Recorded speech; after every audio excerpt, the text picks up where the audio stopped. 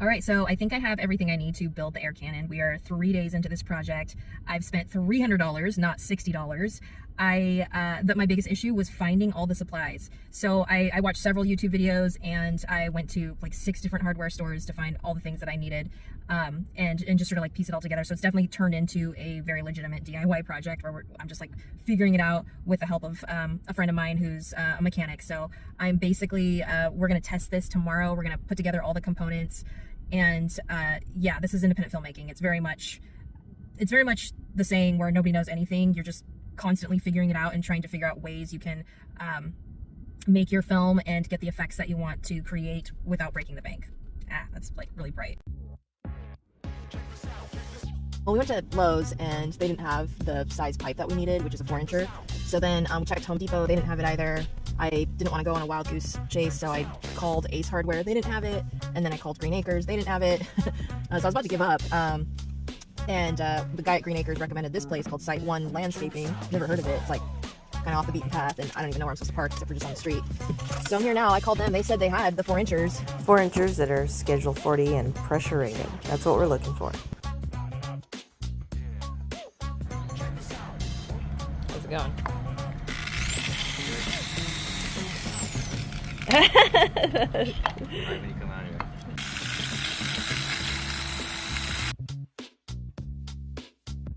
Before I'm going to attach this end cap, I sent Adriel. He drilled the hole and installed the tire valve, and because this rubber is here, I wanted to make sure there was like no leaks and stuff. So I already tested it with the air compressor and there was no leakage at all. So this is like nice and tight and snug.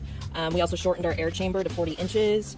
Now what I did was I just unthreaded the solenoid, and I'm just gonna put that off to the side, and then I'm gonna open this because I don't know how we're going to hold the pressure and release the pressure in this valve. So I'm just gonna open it up and see what we got going on here. The components, extra components that I got too, are these nipples. So I installed those so that they could go into the reducers and thread through here. So I'm gonna, I've got my air chamber with my coupler, with my reducer, so that the sprinkler valve can go into these components. It'll go from like the air chamber into the debris valve. Our air chamber is made out of 4-inch PVC pipe that is Schedule 40 and it's pressure rated, so it's basically from an irrigation supply store. And it's not like the other 4-inch just drainage pipes that are basically just rated for, you know, gravity feeds. So this PVC pipe, the walls are thicker, and if you use just a regular drain pipe, it could blow to pieces when you load the chamber.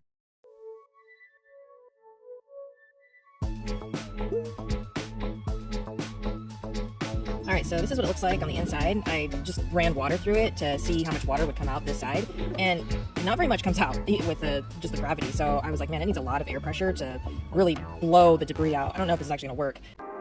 Here we have the coupler connected with the reducers, and they're all glued together and drying. And we also have the debris valve that also has the reducers, so it'll connect to the sprinkler valve. Yeah. Okay. Looking pretty good.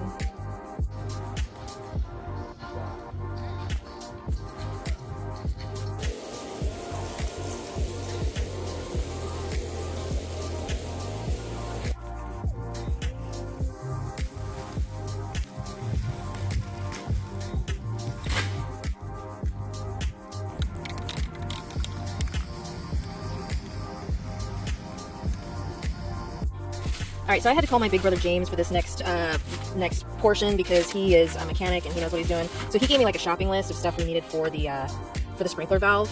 And at this point, this got just too complicated for me, so I needed to have him like consult me. I basically needed to get a trigger, so I found this one. I thought this was so cool. I needed to get a like a fuse holder, and the fuse goes inside, and it's like a, where is it? My fuse is a 15 amp. Oh wait. Oh, this is my other stuff. This actually goes to the skull, my trigger. This is where I'm gonna get the wires in. Yeah, these are the fuses. So the fuses are gonna protect my solenoid. So if I accidentally like push too much power to my solenoid, it's not gonna like burn it out. So it'll help protect it. So this is like way more intricate than I could really do on my own, but feeling pretty good. The thing is though, like people said on YouTube with the air cannons, they were like, oh, you can get your stuff for like $60. Yeah, right. I'm like $300 in. So, all right. So we're putting this. We're gonna not modify this so that the solenoid will discharge the valve. Okay, it's a solenoid. The only thing I'm worried about is something is wrong with the seal. The only thing I'm worried about is if the air pressure is too much for the valve. Look. Okay. Oh, I heard it. Is it going through? A little bit. I heard the thing moving. I heard the solenoid discharge. So that's on. It's on right now, right? Now it's off. So you can't blow. Oh. Yeah, nothing's going through now. Got it. Yeah. See, now it's going through. Okay, cool. So it does work. It's a very tiny amount though. Yeah.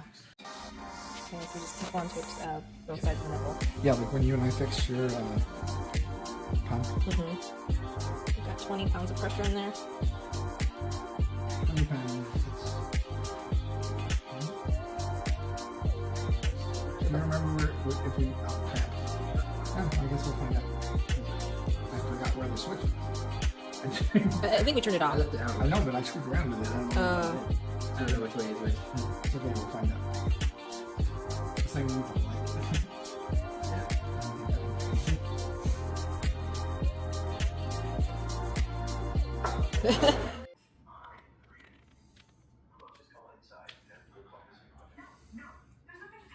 Okay. You can test it with the battery. Yeah, why not? Whoa. Hey, it worked. That scared me.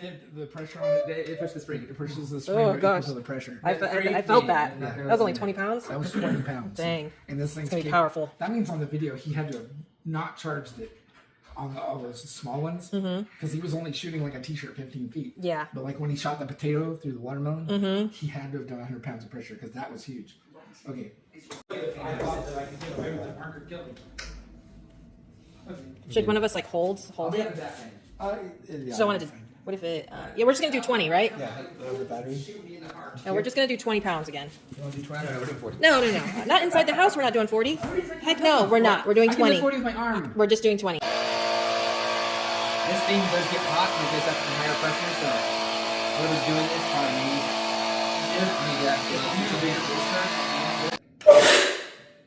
See what I said? 40. No, let's pack it harder and then. 45 pounds test. Yep. Okay, there's 3 pounds of pressure in there right now. Maybe it's not a strong enough battery. So what are we gonna do? That's probably. Whoa, mother. So that's why he had the manuals because at a certain point. The electric won't do it. Yeah. Choose 2 30-foot lines, Okay. and we'll do exactly what we're doing here. We'll manually stick it in the battery, and we have 4 of these batteries that you can charge. Fire in the hole! Oh, I didn't even hit the ceiling. That was 75 pounds, dude. But it's still wet, like 20 feet. It wasn't that loud. All right, so I ended up returning a bunch of stuff to AutoZone and Home Depot. So essentially we decided to just not modify the sprinkler valve. It works just fine. You just have to connect the solenoid with the battery that you plan on using. If you use a 9-volt battery, a single 9-volt battery will only power about 20 pounds of pressure. And we're going up to like 100, 120. We tested 75 last night, 75 pounds of pressure, and we're using a 20 volt, we're using a 20 volt power drill battery. So I think we're gonna have to get a little bit more powerful of a battery, but we're gonna test it in just a little bit. I just wanted to return my items. So far I've spent around like $230 after I've returned everything. Wires. Okay. I'm just cutting it so I can make it stable. All right. And then I'll tape up the wires so they stay together and they coil well. I had this rose bucket. I use it for washing cars, but it'd be ideal to store the system for you because buckets like this work really well with like wires and extended Oh cords. yeah, totally. In reality, you could get a lid because I didn't have one. Oh shoot. Handle. Okay, so you attach those little, Yeah. what are they called? Those, These are terminals. okay, you attach the terminals with electrical tape onto the Yeah, wire and they just stick right into the Yeah, I just battery. crimped it. Okay. Because these are crimpers. See how I collapse the metal? Oh, I gotta do that one again. I collapse the metal on top of it. Cool. My little feral kitten just wants to attack you, sorry. little boy is so stinking cute. All right, so James, you're connecting these little clippers Yep. to the wires, and we've got them. James untangled them, and we like put electrical tape on them like every few feet just to keep it organized. Then we're gonna spool it inside the bucket Okay, good idea. so that all you have to do is pull it out. It should be like seconds to set up. Yeah. It'll still take a bit to put it back, but the setup will be so much faster because of it. So Oh. Stop it. Stop it. Got that big long snake that's like 300 feet. You're going for my chain. Cat the fire in it. Hold the tape now.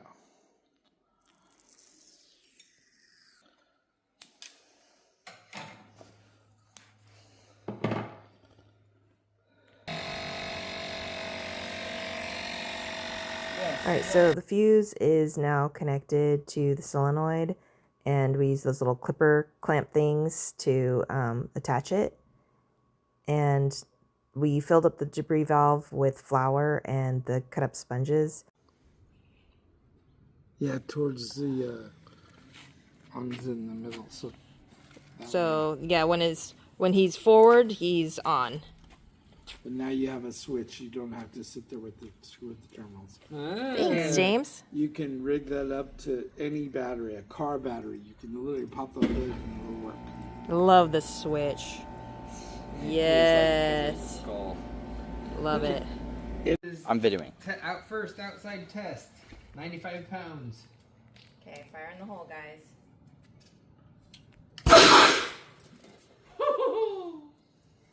Well, we successfully built an air cannon, and it really does have like 4 components. You have your air chamber, your pressure valve, which is your sprinkler valve, your debris valve, and then your tire valve, which is where you fill the chamber. Then you have your other components, which is your end cap, your coupler, your reducers, and your power source, and your trigger.